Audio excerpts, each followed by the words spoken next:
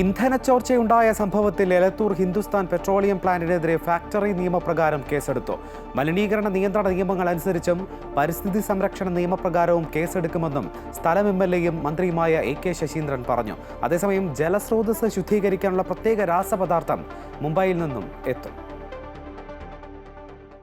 Elathur Hindustan petroleum പ്ലാന്റിൽ മലിനീകരണ നിയന്ത്രണ ബോർഡ് ഉദ്യോഗസ്ഥരും ഫാക്ടറീസ് ആക്ട് ബോയിലേഴ്സ് വിഭാഗം ഉദ്യോഗസ്ഥരും പരിശോധന നടത്തിയിരുന്നു. ഇതിനുശേഷമാണ് ഫാക്ടറി ആക്ട് പ്രകാരം കേസെടുത്തത്. 1 കോടി രൂപ വരെ പിഴയും തടവു ശിക്ഷയും ലഭിക്കാവുന്ന സെക്ഷൻ 92, 96 വകുപ്പുകൾ ചുമത്തിയാണ് കേസ്. കമ്പനിക്ക് കാരണം കാണിക്കൽ നോട്ടീസും നൽകി. മെക്കാനിക്കൽ തകരാറ് കാരണമാണ് ചോർച്ചയുണ്ടായത് എന്നാണ് കണ്ടെത്തൽ. ചോർച്ചയല്ല, ഓവർഫ്ലോ ആണ് ഉണ്ടായതെന്ന് കമ്പനി അധികൃതർ ആവർത്തിക്കുമ്പോഴും ഗുരുതര വീഴ്ചയുണ്ടായിട്ടുണ്ടെന്ന് കോഴിക്കോട് ജില്ലാ കളക്ടർ സ്നേഹിൽ കുമാർ സിംഗ് പറഞ്ഞു. ലീക്കേജ് ആദ്യമായിട്ട് അവർ ഒരു ഇലക്ട്രോണിക് സിസ്റ്റമാണ്. ഇലക്ട്രോണിക് സിസ്റ്റം ആയതുകൊണ്ട് അവർക്ക് മാനുവൽ ആയിട്ട് കാണാൻ കുറച്ചൊരു സമയം പോവും. അവർ കണ്ടിട്ട് ഒരു മെക്കാനിക്കൽ ആൻഡ് ഇലക്ട്രോണിക് ഫെയിലിയർ ആണ്. ആൻഡ് ഓൾറെഡി ഒരുപാട് ലീക്കേജ് ഓൾറെഡി സ്റ്റാർട്ട് ചെയ്തിട്ടുണ്ട്. ആ ഡിവൈസിൻ്റെ ഫെയിലിയർ ആയതുകൊണ്ട് അതിൻ്റെ കുറച്ച് അസസ്മെൻറ്റ് ടെസ്റ്റിംഗ് ചെയ്യേണ്ടി വരും.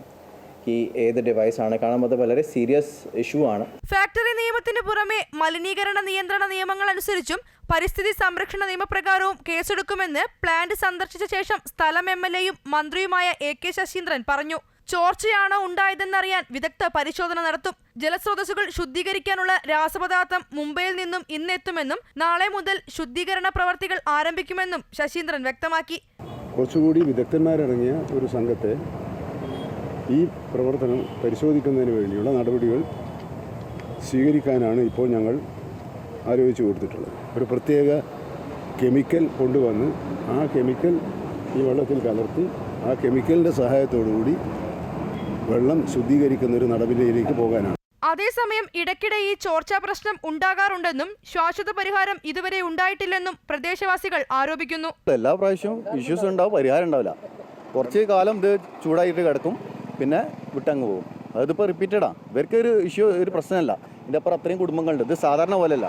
ഒരു ഡ്രെയിനേജിലേക്ക്, സാധാരണ നാട്ടിലൊക്കെ ഒരു ഡ്രെയിനേജിലേക്ക് പോയാൽ അത് അങ്ങനെ ഒഴുകി അങ്ങ് പോകും, അത്രേ ഉള്ളൂ. ഇതങ്ങനെയല്ല. ഈ ഡ്രെയിനേജ് എന്ന് പറഞ്ഞാൽ തോടായിട്ട് കണക്ട് ചെയ്തിട്ട് ഈ തോടുകൾ പല വീടിൻ്റെ ഇടയിൽ കൂടിയൊക്കെയാണ് പോകുന്നത്. ഒരു 1000-ഓളം വീടുകളുണ്ട്. ഇന്നലെ വൈകുന്നേരമാണ് പ്ലാന്റിന് പുറത്തുള്ള ഓവുചാൽ വെള്ളത്തിൽ ഡീസൽ കലർന്നതായി കാണുന്നത്. അർദ്ധരാത്രിയോടെ ചോർച്ച നിയന്ത്രണ വിധേയമായെന്ന് അധികൃതർ വ്യക്തമാക്കിയെങ്കിലും ഇന്ന് രാവിലെയും ഡീസൽ ഓവുചാലിലൂടെ ഒഴുകിയിരുന്നു. അമൃത ന്യൂസ്, കോഴിക്കോട്.